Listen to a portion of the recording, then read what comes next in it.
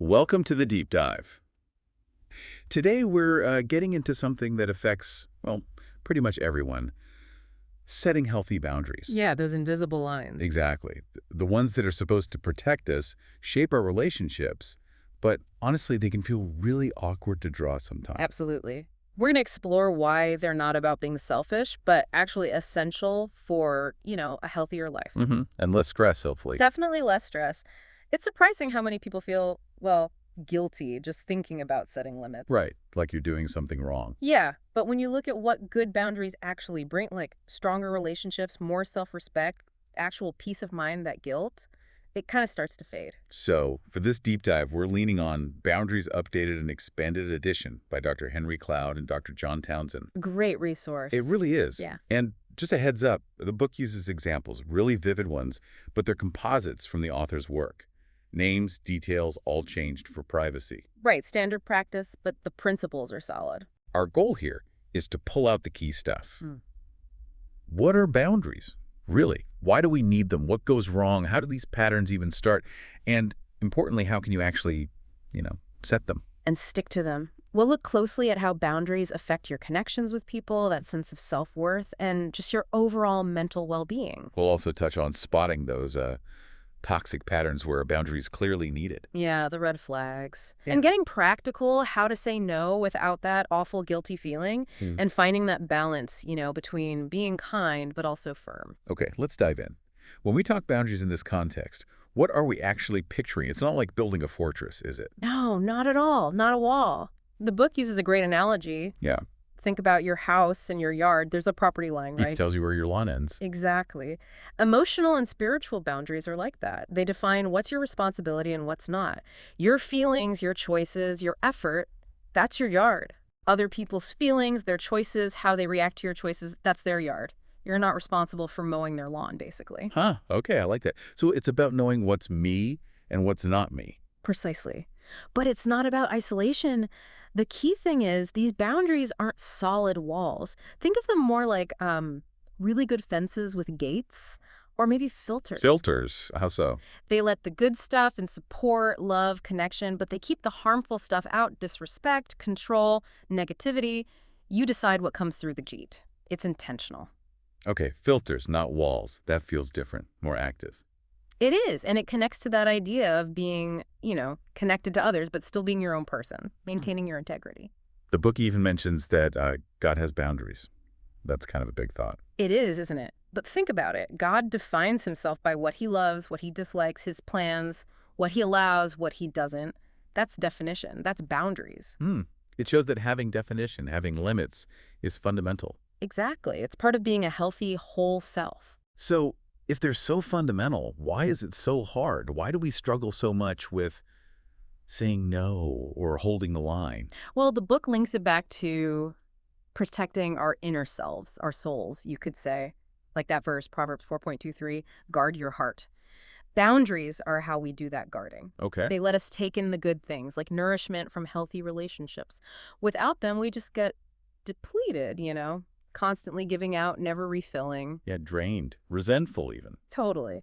And boundaries are vital for protecting love itself. If you don't set limits on destructive behavior in a relationship, that behavior can just, destroy the love. That's a stark way to put it, but probably true. And it's tied to growth. We're meant to work out our own stuff, right? Philippians talks about that. We need boundaries to own that responsibility for ourselves.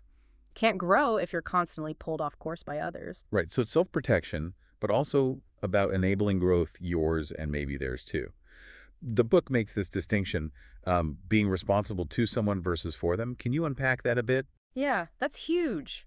We are responsible to others, to love them, help them, be kind, share burdens, like Galatians says. Okay. But we are only responsible for ourselves, our own feelings, choices, actions, that's it. Trying to control someone else, fix their problems for them, feel their feelings for them, that's crossing into their territory. That's trying to be responsible for them. And setting limits on bad behavior is actually being responsible to them. How does that work? Because you're refusing to enable a destructive pattern. Proverbs hints at this. Don't shield someone from the natural consequences of their actions all the time. Sometimes facing those consequences is how they learn and grow. It might feel harsh, but it can be the most responsible, even loving thing to do long term. Wow. Yeah, that's tough, especially when you care about the person. Your instinct is to jump in and fix it. It is. But fixing it for them often just keeps them stuck, and it can create really unhealthy dynamics. Which leads us into some common boundary problems the book highlights. I bet you'll recognize some of these. Okay, first up, compliance. These are folks who find it incredibly hard to say no. They say yes to things they don't want to do, maybe even things that are bad for them, often because they just want to get along or be liked. Ah, the people pleaser. Yeah. The book had that example, Sherry. Lying about being busy so she wouldn't have to say no at church. Exactly. That's classic compliant behavior. The root issue isn't just saying no, it's often this deep fear of disapproval. Maybe a feeling that their worth depends on keeping everyone happy. They struggle to feel okay standing separate from others' demands. And where does that come from? Often the book suggests it traces back to childhood. Maybe parents discouraged saying no or reacted badly to it, so the child learns, my no isn't safe or acceptable. That makes a scary amount of sense. Okay, so what's the flip side? The controllers. These are the people who steamroll over other people's boundaries. They don't like hearing no, and they often don't respect limits like time off, personal space, etc. Like the example of Steve always bothering Frank on his days off work. Exactly. Controllers often project their own needs onto others and try to manage them to get those needs met. They might use guilt, demands, maybe subtle manipulation. Trying to run everyone else's life. Pretty much. But the book makes a really interesting point. Controllers often end up feeling very isolated, ironically. Their controlling behavior pushes people away, even if connection is what they're craving underneath it all. Wow. So both ends of the spectrum, the compliant and the controller, it sounds like they both come from a place of shaky internal boundaries, just showing up differently. That's a great way to put it. Two sides of the same coin. And yeah, the book mentions other mixes too, like how compliance can sometimes end up enabling controllers. It gets complicated. So how do these patterns even start? How do we develop good boundaries or not? Well, the foundation is really supportive relationships. Feeling secure, loved, accepted, whether that's with key people in our lives or, for many, a connection with God, that security is what allows us to start defining ourselves. And childhood is obviously huge here. Absolutely critical. The book touches on that whole process. Psychologists talk about separation and individuation. You know, the baby realizing they're separate, the toddler exploring. It's a mind phase. Yeah, that's part of it. Parents play a massive role here. When they respect a child's no, sometimes obviously within safe limits, and when they set their own clear boundaries with love, that's how kids learn. They learn their no matters, and they learn to respect others' no's. So if a parent dismisses a child's feelings or always gives in to tantrums, Right. If saying no gets you punished, or if there are no limits, like the kid having a meltdown in the supermarket and always getting what they want, yeah, the book used that example. then healthy boundary development gets derailed. Criticism of independence or just inconsistency, it messes things up long term. Kids need to know their separateness is okay, and they need to experience reasonable limits. And then you have situations with trauma or, say, addiction in the family. That must really complicate things. Immensely. Trauma can shatter your sense of safety in relationships. It can blur all the lines about what's your fault, what's your responsibility. Dysfunction, like growing up with alcoholism, often means boundaries are either non-existent or totally rigid and unhealthy. The book mentioned Jerry's story. Yeah, his mother's abuse and how it made him terrified of conflict as an adult, how he lacked that sense of personal power. It's a stark reminder of how deep these wounds can go and how they impact our ability to set boundaries later. This is laying some really important groundwork. Yeah. So, okay, if someone's listening and thinking, yeah, that sounds like me, or I struggle with this, what can they actually do? Where do you start? It feels big. It can feel big, but the book breaks it down into practical steps. Yeah. One of the absolute basics is reclaiming the word no. The power of no. Exactly. Seeing it not as negative, but as essential. It's how you assert your separateness, your control over your own life. You have the right to say no, and you don't always need a 5-page explanation. No is a complete sentence. It really is. And biblically, think about clear communication. Let your yes be yes, your no be no. It's about honesty. And sometimes saying no to unacceptable behavior, even from people you love, is crucial for your own well-being. That's freeing, just thinking about it like that. What else? Knowing your truth, what are your values, what are your limits, what are you actually responsible for? Getting clear on that helps define where your boundaries need to be. Okay, clarity. Also, sometimes you need temporary boundaries, like taking time out or creating some emotional distance, especially if things feel overwhelming or unsafe.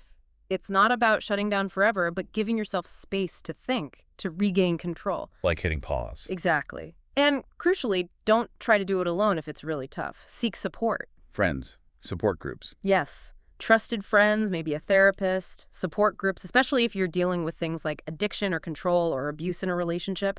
Having people who get it and back you up makes a huge difference. Having backup. And keep coming back to that responsibility check.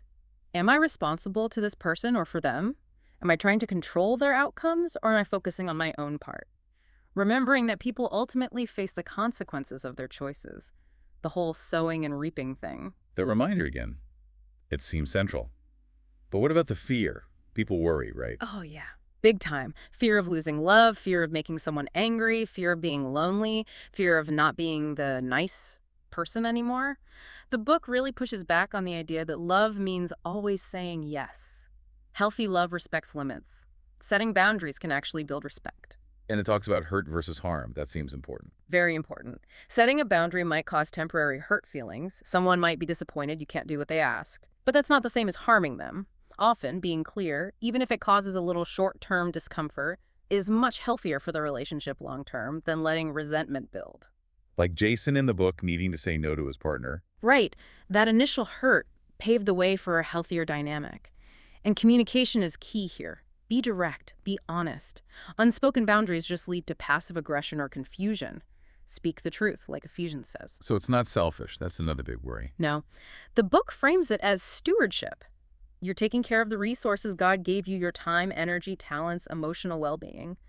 Protecting those isn't selfish. It's responsible management. Stewardship, not selfishness. I like that. So, okay, we set the boundary. How do we do it without being, harsh or mean? Yeah. How do we stay kind but firm? That's the million-dollar question sometimes, isn't it? But it is possible. Setting a limit doesn't mean you have to be angry or cold. You can express care while still holding your ground. So what if they get angry? Remember, their anger is their problem, their responsibility. Try not to get sucked into it. Stay calm. State your boundary clearly. And if they escalate or become disrespectful, it is okay to end the conversation or create physical distance if you need to. Your safety comes first. And the guilt, like Yeah. awful feeling. Recognize that guilt is often your internal signal, maybe based on old patterns. It doesn't automatically mean you did something wrong. Resist the urge to over-explain or justify yourself. That just gives them openings to argue. Don't negotiate the boundary. Right. You can show empathy. I understand this might be disappointing for you, but you don't cave on the boundary itself if it's important. Kindness and firmness can coexist. These are really concrete tools. It feels less daunting when you break it down like that. So let's say you start doing this. What are the good things that happen? What's the payoff? Oh, the payoff is huge, according to the book. You tend to gain a lot more self-respect, more self-control. Makes sense. Your relationships often get better because they become more honest, more respectful, less resentment simmering under the surface because you're not just swallowing things anymore. Less frustration. Definitely. You feel more powerful in your own life, more free. And interestingly, you might find you need anger less often as a boundary because your simple no starts to carry more weight. Because you're addressing things earlier, maybe? Exactly. Your mental health generally improves, less stress, less anxiety from constantly feeling encroached upon. You might even start attracting people who naturally respect boundaries. Boundary lovers, the book calls them. Oh, I like that term. Yeah. And you find you can say yes more wholeheartedly when you do say yes because it's coming from a genuine place, not obligation. You use your time and energy better. You can focus on your own growth. It sounds like it connects you more deeply to your own life. It really does. And for people of faith, it often deepens their connection with God because they're taking responsibility for the life they've been given. The book had some powerful stories here, right? Brian freeing himself from his dad's control. Yes, and John and Ben's marriage turning around when they started respecting each other's boundaries, real transformation. And that before and after picture of Sherry's day. Oh yeah, that's striking. Her day totally chaotic and draining without boundaries versus focused and peaceful with them. It really shows the difference it makes in just, well, living, moving from being reactive to being intentional. This has been incredibly clarifying. Just understanding that boundaries aren't selfish walls, but more like necessary fences with gates for healthy relating.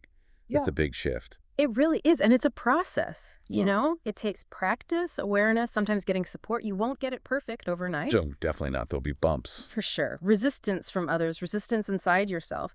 But the outcome, those healthier relationships, that self-respect, that inner peace, it's genuinely worth the effort. So as you're listening, maybe take a moment to think about your own boundaries. Are there places where the lines feel a bit blurry or maybe non-existent? Hmm. And consider the energy you could reclaim by focusing on what is yours to manage your own boundaries instead of trying to manage everyone else. What's one small step, maybe just one conversation or one, no, you could try this week to build a healthier boundary. It really can change things.